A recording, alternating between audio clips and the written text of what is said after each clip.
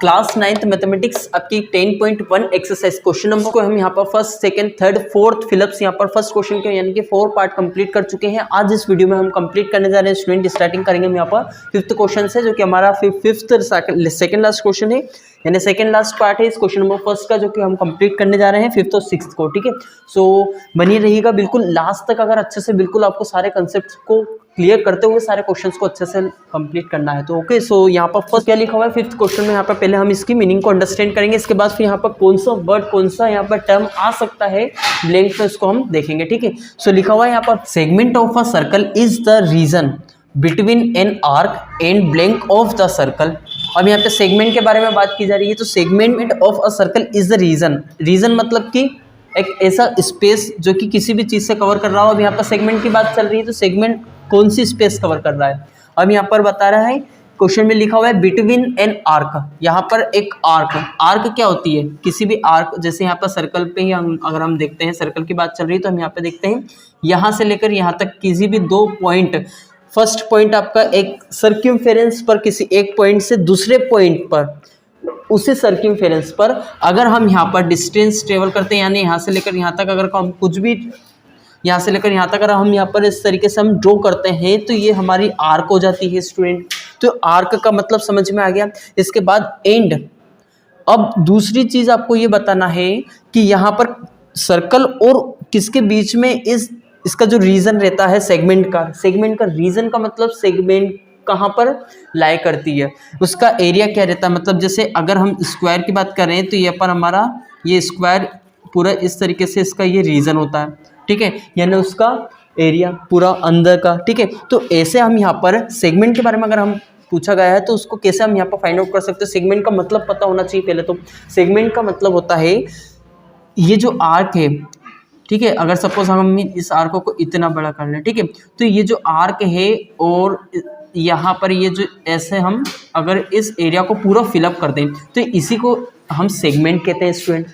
क्या कहते हैं स्टूडेंट? सेगमेंट कहते हैं।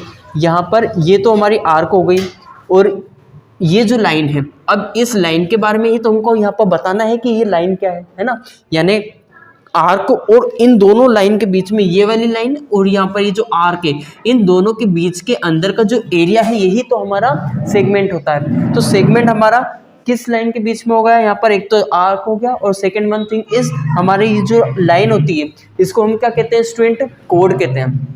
अभी हमने इसके पहले वाले वीडियो में सारे कंसेप्ट क्लियर किए थे कि कोड क्या होता है, डायमीटर क्या होता है, सेंटर ये हमारा है।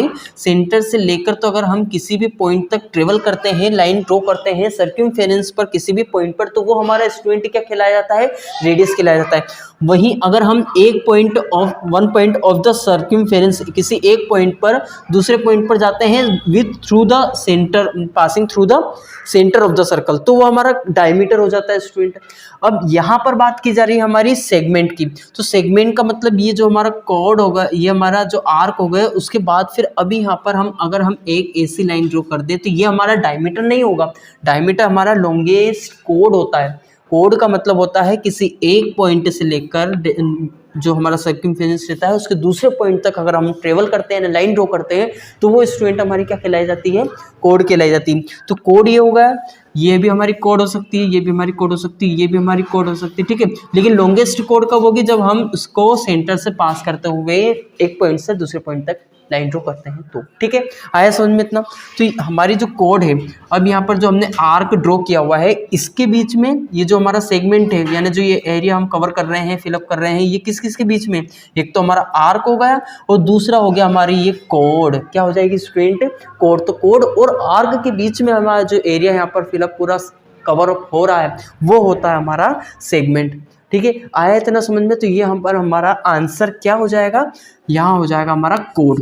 ठीक है, ऐसे हम यहाँ पर इस क्वेश्चन को कंप्लीट कर सकते हैं, इस पार्ट को कंप्लीट कर सकते हैं जो कि हमारा क्वेश्चन नंबर फर्स्ट का है। ठीक है, चलिए तो अब यहाँ पर हम लास्ट क्वेश्चन को देखते हैं, यानी लास्ट पार्ट को देखते हैं इस क्वेश्चन नंबर फर्स्ट का, जिसमें लिखा हुआ है अ सर्कल डिवाइड्स। एक सर्कल डिवाइड करता है, किस चीज को डिवाइड करता है? Circle divides the plane. अब प्लेन का मतलब वो वाला प्लेन नहीं हो गया जो उस प्लेन है एरोप्लेन वाला प्लेन को बिल्कुल ऐसा तहस नहस कर देता बिल्कुल, है ना, तो वो चीज़ नहीं है। प्लेन का मतलब एक ऐसा ठीक है। इसके अंदर सर्कल अगर हम बनाते हैं तो ये हमारा प्लेन हो गया, ठीक है। इस प्लेन के अंदर अब XY प्लेन होता है, अगर आपने देखा होगा प्रीवियस क्लास में, अगर आपने पढ़ा होगा तो, या फिर इसी क्लास में 9th क्लास में भी आप देखोगे तो यहाँ पर हमारा एक एक्स एक्सिस रहता है, एक हमारा वाई एक्सिस रहता है, ठीक है। एक्स एक्सिस पर यहाँ पर हम देखते हैं तो ये हमारा 2D शेप हो जाएगा। अगर हम वही Z बनाते हैं, यहाँ पर Z एक्सिस बनाते हैं तो हमारा 3D शेप हो जाएगा। तो यहाँ पर प्लेन रहता है, ठीक है। तो प्लेन के ऊपर अगर हम कोई सा सर्कल बनाते हैं, ठीक है, ये प्लेन हो गया। अब इस पर हमने क्या बना दिया हुआ है, सर्कल बना दिया हुआ है, ठीक है। थोड़ा सा तिरछा बन रहा है, सर्कल है नहीं, लेकिन आपको इसको एज्यूम कर लेना है, ठीक है। सपोज कि एक सर्कल है और सर्कल में क्या कर रहा है, इसको डिवाइड कर रहा है। क्या चीज़ डिवाइड कर रहा है, अब सर्कल डिवाइड कर रहा है, क्या चीज़, क्या डिवाइड कर रहा है, प्लेन को डिवाइड कर रहा है। मतलब plane on which it lies, जिस पर वो है, इन कितने पार्ट्स में डिवाइड कर रहा है, प्लेन को कितने पार्ट्स में डिवाइड कर रहा है। तो प्लेन का मतलब यहाँ पर जैसा अगर हम इस हिस्से की बात करें, जैसे सपोज अगर यहाँ पर एक पॉइंट अगर हम लेकर खाएं, सपोज एक स्मॉल पॉइंट मैंने यहाँ पे कैप्चर किया, तो ये पॉइंट हमें प्लेन के ऊपर कहाँ पर है, ये कहाँ पर है। अब यहाँ पर इस सर्कल के रिलेटिव में हमको यहाँ पर इस चीज़ को बताना होगा कि ये इंटीरियर है या एक्सटीरियर है ना।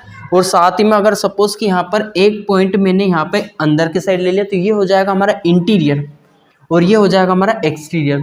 तो ऐसे प्लेन को हमने दो हिस्सों में डिवाइड कर दिया। अब यहाँ पर इंटीरियर हो गया, यहाँ पर एक्सटीरियर हो गया। लेकिन क्या वो सपोज कि अगर मैं एक पॉइंट यहाँ पर सर्क्यूम्फेरेंस पे ले लूँ तो हमारा यहाँ पर सर्क्यूम्फेरेंस पे अगर मैंने कोई सा पॉइंट लिया हुआ है तो ये हो जाएगा हमारा पॉइंट ऑन द सर्क्यूम्फेरेंस, है ना, ठीक है। तो यहाँ पर जो ये डिवाइड का कंसेप्ट, तो यहाँ पे जो डिवाइड का कंसेप्ट है वो यहाँ पर कितने पार्ट्स में डिवाइड हो जाएगा स्टूडेंट। ये प्लेन को हम कितने पार्ट्स में डिवाइड कर सकते हैं, 3 पार्ट्स में। कैसे, एक तो पॉइंट ऑन द सर्कल ये हो सकता है, या फिर पॉइंट इनसाइड द सर्कल जो कि हमारा इंटीरियर है, और पॉइंट आउटसाइड द सर्कल वो हो जाएगा हमारा एक्सटीरियर, ठीक है। इस तरीके से हम यहाँ पर फाइनली कंप्लीट कर सकते हैं कि ये हमारा जो सर्कल है वो डिवाइड कर रहा है एक प्लेन को 3 पार्ट्स में, ठीक है। आया इतना समझ में? अगर आपने अच्छे से समझा है इस कंसेप्ट को तो ठीक है, otherwise you can just ask me through the comment by texting दे कि सर हमको थोड़ा सा ये समझ में नहीं आ रहा, वो नहीं आ रहा, ठीक है। और अगर आ गया है तो बिल्कुल बताइए आपको, otherwise you can see it multiple times, ठीक है। आप इसको एक बार नहीं, 2 बार नहीं, 3 बार, जितनी बार में आपको इसको समझ में, जितनी बार में आपको ये चीज़ समझ में आती है उतनी बार आप इसको देख सकते हैं। सो अब मिलते हैं हम नेक्स्ट वीडियो में, उसमें हम क्वेश्चन नंबर 2 देखेंगे। और तब तक के लिए I want to remind you कि अगर आपने अभी तक चैनल को सब्सक्राइब नहीं किया है so you have to make sure about it that कि आप चैनल को सब्सक्राइब कर लें और साथ में बेल आइकन को भी क्लिक कर लें ताकि जो भी नोटिफिकेशंस वीडियो से रिलेटेड हो वो आप तक आ जाए और आप you will be notified for all the things that here I upload, है ना। सो अब मिलते हैं नेक्स्ट वीडियो में। Now meet in the next video.